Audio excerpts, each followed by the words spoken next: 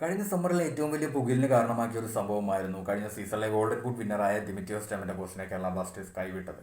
അദ്ദേഹത്തെ ബ്ലാസ്റ്റേഴ്സ് ഒഴിവാക്കാൻ കാരണമായത് അദ്ദേഹം ആവശ്യപ്പെട്ട കൂടുതൽ സാലറി നൽകാൻ ബ്ലാസ്റ്റേഴ്സിന് താല്പര്യമില്ലാതിരുന്നത് കൊണ്ടായിരുന്നു എന്നാണ് ആ ഒരു സമയത്ത് പുറത്തു വന്നിരുന്ന റിപ്പോർട്ടുകളെല്ലാം സൂചിപ്പിച്ചത്.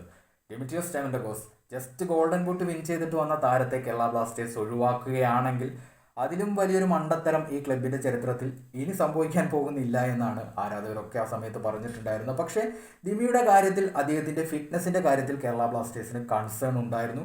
ആ ഒരു റീസൺ മൂലമാണ് ദിമിയുടെ കോൺട്രാക്ട് എക്സ്റ്റെൻഡ് ചെയ്യുന്നതിൽ നിന്ന് ബ്ലാസ്റ്റേഴ്സ് ശ്രമിച്ചു. പക്ഷേ അദ്ദേഹം ആവശ്യപ്പെട്ട ആ ഒരു ഹൈ സാലറി നൽകിക്കൊണ്ട് അദ്ദേഹത്തെ ഇവിടെ നിലനിർത്തേണ്ടതില്ല, അതിനേക്കാൾ നല്ല റീപ്ലേസ്മെൻറ്റ് കൊണ്ടുവരാൻ കഴിയും എന്ന വിശ്വാസത്തോടെ ബ്ലാസ്റ്റേഴ്സ് അദ്ദേഹത്തെ ഒഴിവാക്കിയത്.